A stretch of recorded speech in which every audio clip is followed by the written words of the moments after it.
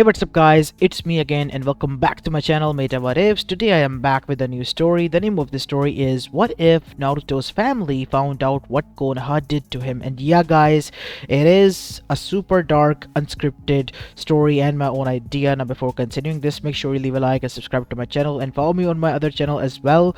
And yeah, I'm gonna keep this short and quite dark. So yeah, without any further ado, let's begin with our today's story. Our story begins 6 years after the QB attack in Konoha Gakure no Sato.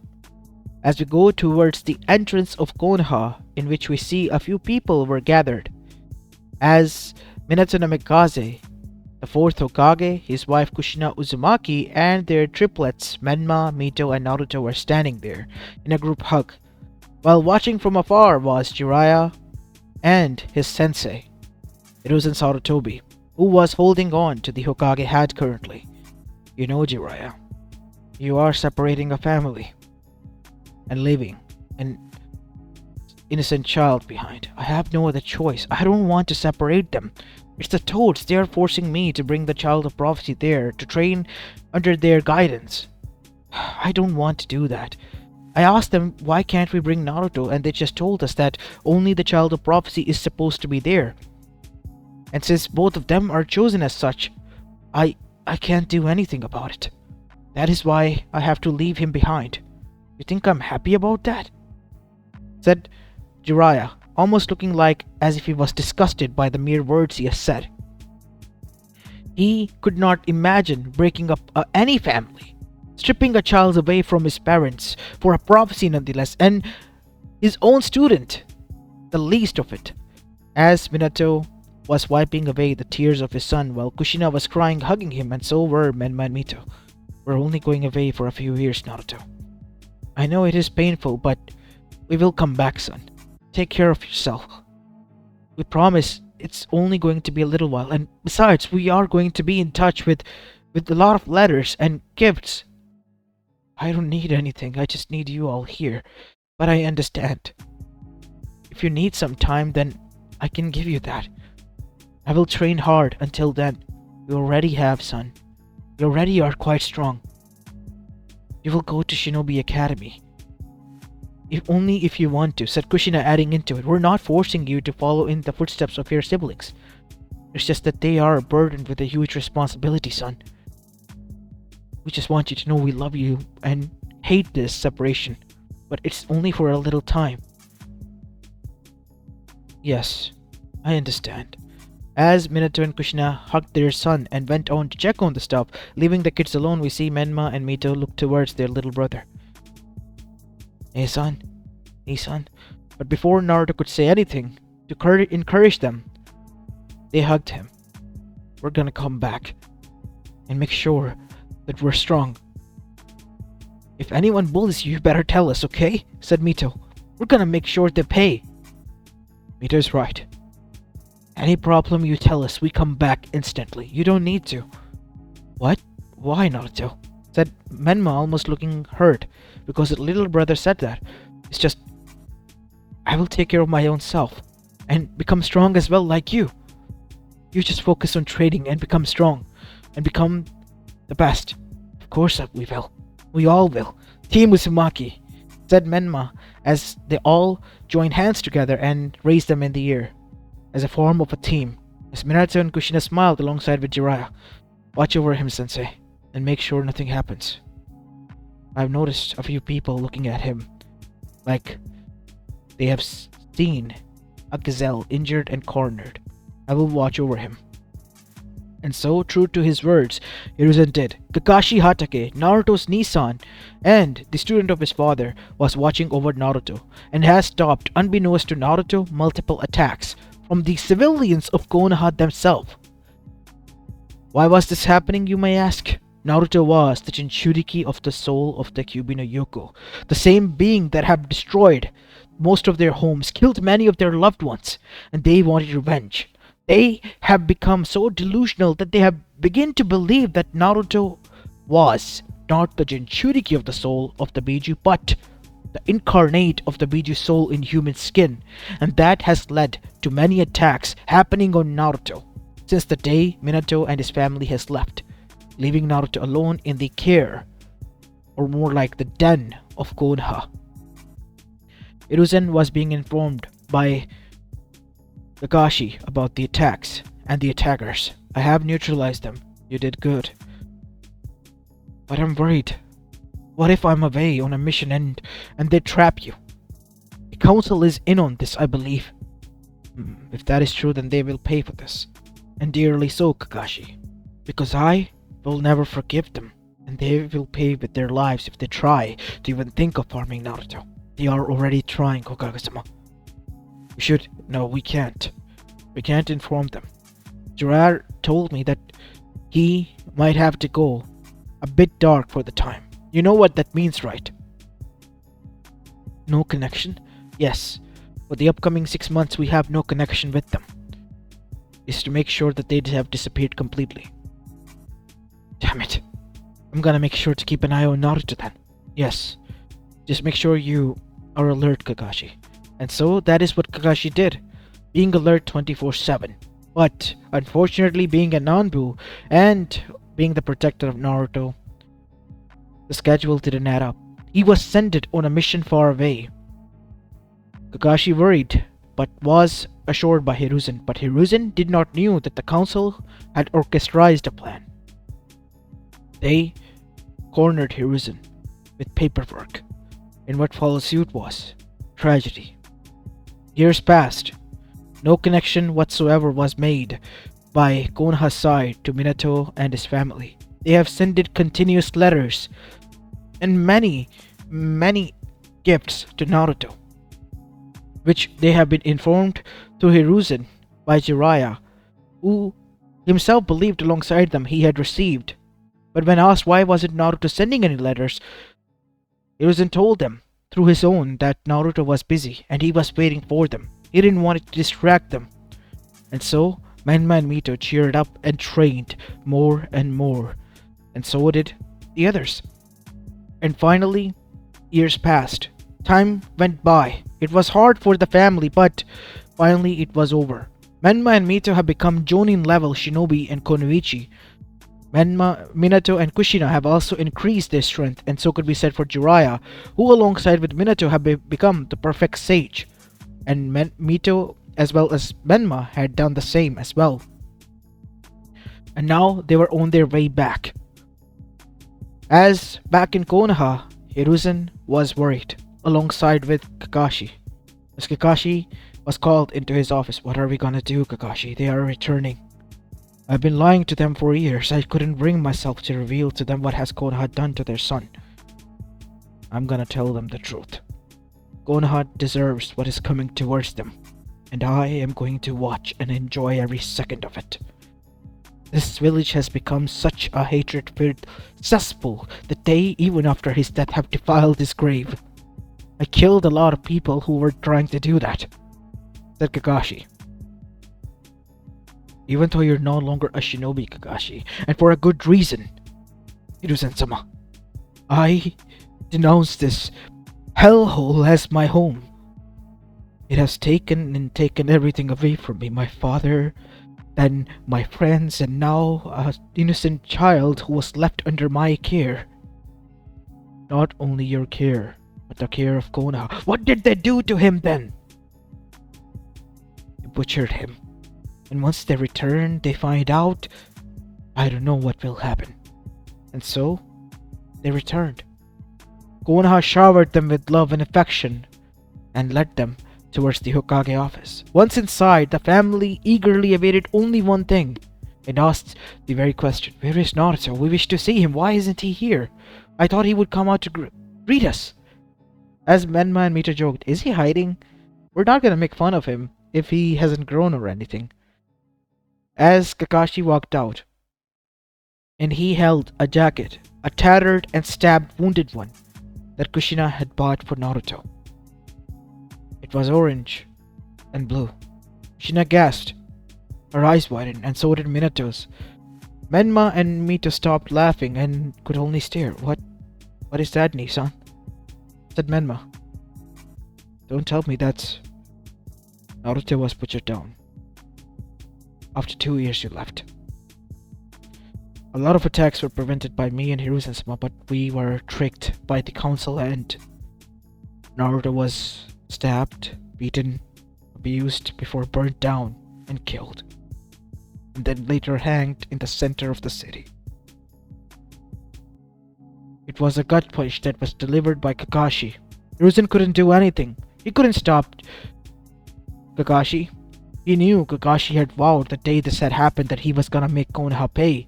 Konoha, in return, had stripped him away from his shinobi rights and made him vow that he would never use his chakra against Konoha.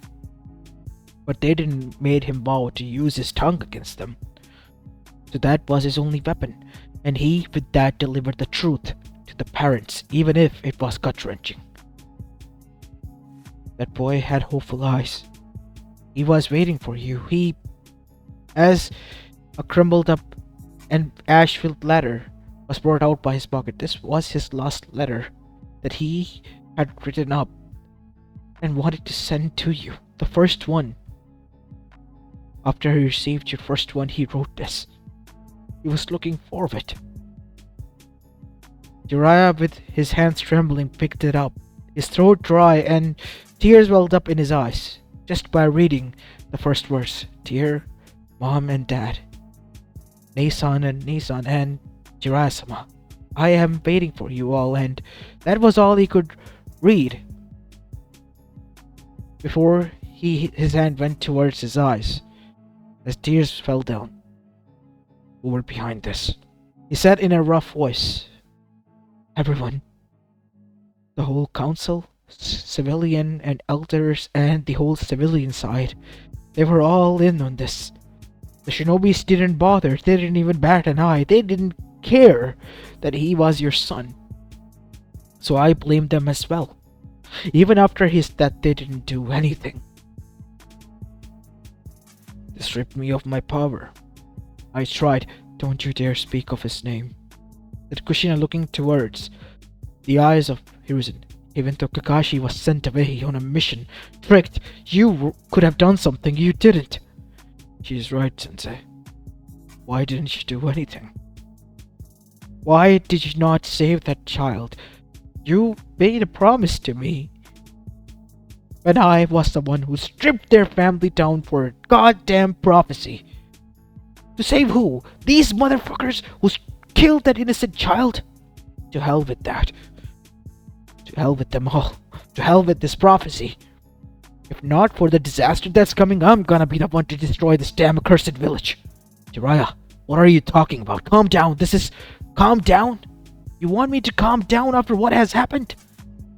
I am not gonna listen to you anymore. Sensei, said Minato as he took a step forward, his voice barely a whisper as he placed a hand on Jiraiya's shoulder. Calm down. Minato, you can't be serious. Why did you send it those letters, telling us that Naruto was eager and waiting then? I couldn't bring myself to tell you the truth. Because it would have hurted you and the process of... To hell with the prophecy, Sensei. I told you if anything happens, we will come back, and that is what I was worried about, Jiraiya.